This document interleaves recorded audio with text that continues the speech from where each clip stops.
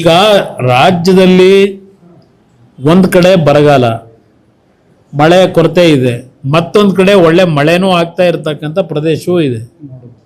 ಇದು ಎರಡೂ ಇದರಲ್ಲಿ ಈಗ ಅದು ಬೇರೆ, ಇನ್ನೊಂದು ಇದೆರಡೂ ಬಿಟ್ಟು ಅದೇನೋ ಮೋಡ ಬಿತ್ತನೆ ಬೇರೆ ನಡೀತಾ ಇದೆ ಒಂದು ಭಾಗದಲ್ಲಿ.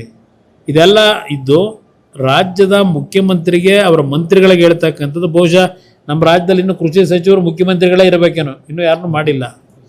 ಅದರಿಂದ ಇವತ್ತು ಈ ರಾಜ್ಯದ ಸರ್ಕಾರಿ ಕೇಳ್ತಕ್ಕಂಥದ್ದು, ಯಾವ ಭಾಗದಲ್ಲಿ ಡ್ರಾಟ್ ಏರಿಯಾ ಇದೆ, ಯಾವ ಭಾಗದಲ್ಲಿ ಫ್ಲಡ್ಸ್ ಇದೆ ನೋಡಿ ತಕ್ಷಣ ಯಾವ ರೀತಿ ಕೆಲವು ಕೆಲಸಗಳಾಗಬೇಕಾಗಿದೆ.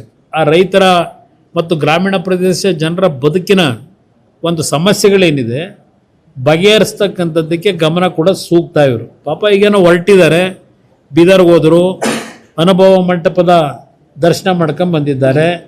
ಅದೇ ಜೊತೆಗೆ ಅದು ಎಂಥದ್ದು ಅಕ್ಕ ಚಟುವಟಿಕೆ ಅಂತೇಳಿ ಇನ್ನೊಂದೇನೋ ಕಾರ್ಯಕ್ರಮ ಮಾಡಿದ್ರು. ಕಲಬುರಗಿಲಿ ಒಂದು ಪ್ರಗತಿ ಪರಿಶೀಲನಾ ಸಭೆ ಅಂತಲೂ ಮಾಡಿದ್ದಾರೆ. ಆ ಪ್ರಗತಿ ಪರಿಶೀಲನಾ ಸಭೆಯಲ್ಲಿ ಅದೇನೋ 5,500 ಕೋಟಿನೋ 15,000 ಕೋಟಿನೋ ಗೊತ್ತಿಲ್ಲಪ್ಪ, ಅದೇನೋ ಹೇಳ್ಕೊಂಡೇ ಬಂದವ್ರೆ ಸಿದ್ದರಾಮಯ್ಯರ ಕಾಲದಿಂದ.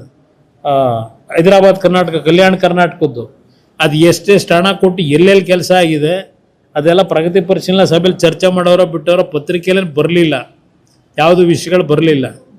ಏನು ಚರ್ಚೆ ಮಾಡ್ಕೊಂಬಂದರೋ ಗೊತ್ತಿಲ್ಲ. ಇವತ್ತು ಬೆಳಗಾವಿಗೆ ಹೋಗ್ತಾವ್ರೆ. ಬೆಳಗಾವಿಲಿ ಆಲ್ರೆಡಿ ಮಹಾರಾಷ್ಟ್ರದ ಧಾರಾಕಾರ ಮಳೆಯಿಂದ ಇವತ್ತೇನು 1 ಲಕ್ಷ 1.5 ಲಕ್ಷ ಕ್ಯೂಸೆಕ್ಸ್ ನೀರು ಆಲ್ಮಟ್ಟಿಗೆ ಹರಿದು ಬರ್ತಾ ಇದೆ. ಡ್ಯಾಮ್ ತುಂಬ್ತಾ ಇದೆ. 10 ಅಂದರೆ ದಿನಕ್ಕೆ 10-12 TMC ನೀರು. ಅಲ್ಲಿ ಜನ ಏನೇನು ಬವಣೆ ಅನುಭವಿಸ್ತಾವ್ರೆ ಆ ಮಳೆಯಿಂದ. ಇನ್ನೊಂದು ಕಡೆ ಮಳೆ ಆಗದೆ ಜನಗಳ ಬರಗಾಲದ ಪರಿಸ್ಥಿತಿ ಏನಿದೆ, ಆ ಮನೆ ಬಿದ್ದವರು, ಬೆಳೆ ಹಾನಿ ಆದವ್ರದ್ದು ಅವ್ರಿಗೇನು ಸಂದೇಶ ಕೊಡಬೇಕು ಅದೆಲ್ಲ ಕೊಟ್ಟು ಬರೋ ಸೂಕ್ತ ಅಂತ ನಾನು ಅವರಿಗೆ ಸ್ವಲ್ಪ ಒತ್ತಾಯ ಮಾಡ್ತೀನಿ ನಿಮ್ಮ ಮುಖಾಂತರ.